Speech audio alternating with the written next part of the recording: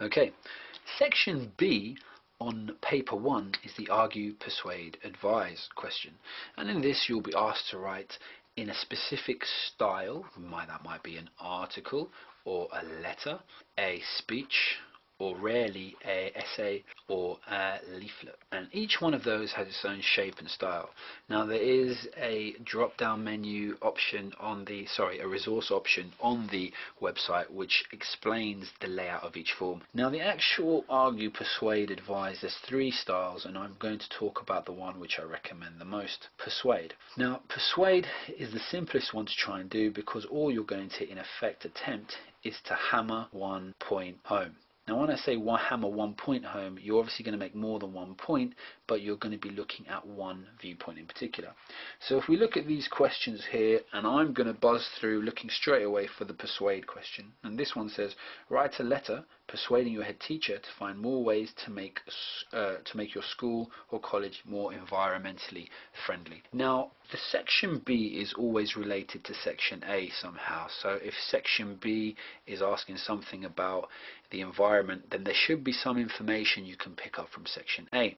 If section B is asking about cruelty to animals, again you should be able to pick up some information from section A.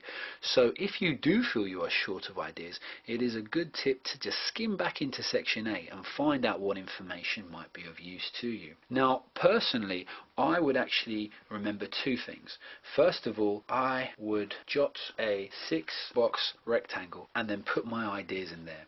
Now what you might open with can come in the first one, and what you'll end with was come in the last one, and then you can try and get a range of ideas, and you can see if the flow of your ideas goes naturally, and make sure you're not repeating yourself. Many students fail exams or don't get the C grade borderline simply because they don't spend this 2-3 minutes at the beginning planning the work. It's so simple, yet it makes such a difference later on. When you come in to write the exam, you no longer have to think about what you want to write afterwards. Have a look through, write down your 6 things, and then go. So for example, for my question here, ways to make it more environmentally friendly, I might put recycling. Quite an obvious one. I might put encourage teachers to cycle. I might also put energy saving light bulbs. I might put shutting down computers at the end of the day. And also you want to go with something a little bit more original or a little bit more of unique that shows you've thought about it. So I might say have an environment officer come in to give a couple of talks to the student and see what they can do. And there's 5 points, and that's actually going to make 5 good paragraphs of bearing in mind that here I'm going to be doing my introduction and here I'm going to be stressing the conclusion. Now whatever style of writing you write, you're going to want to do this, and you're also going to want to do the following if you do persuade.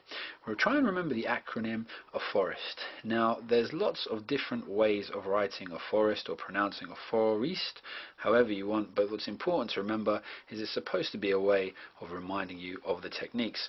And again, on the website wcsenglish.com you will see a PowerPoint with some of these down. Just to run through them quickly: alliteration, maybe facts, maybe formal language, maybe opinion, maybe onomatopoeia, maybe rhetorical devices, maybe repetition, maybe emotive language, maybe a simile, and maybe 3, a list of the recurring list of 3.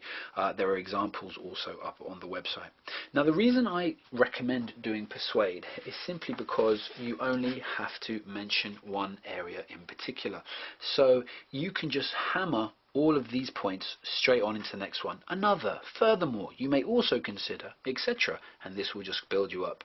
There is an A grade essay up on the site, so please take a look at it and see how it's done. The problem with advise is that the tone is too formal for many to do properly.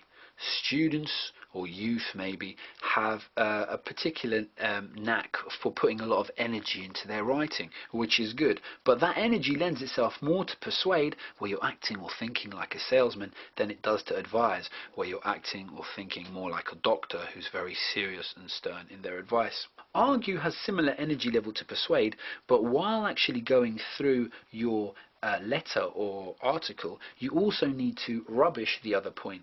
So for example, if we look at one of the Persuade questions, there is too much fuss made about climate change, let's just enjoy the change in the climate. Write an article arguing for or against this view. You would, if you were for it, you may say a couple of points supporting your argument, but then you have to mention one of the counter arguments and take it apart, negate it, show that you've considered it. Now there is a skill in doing that well, but considering in writing for argue that's one of the areas you're marked on, it may just be simpler to put a very powerful, persuasive thing across.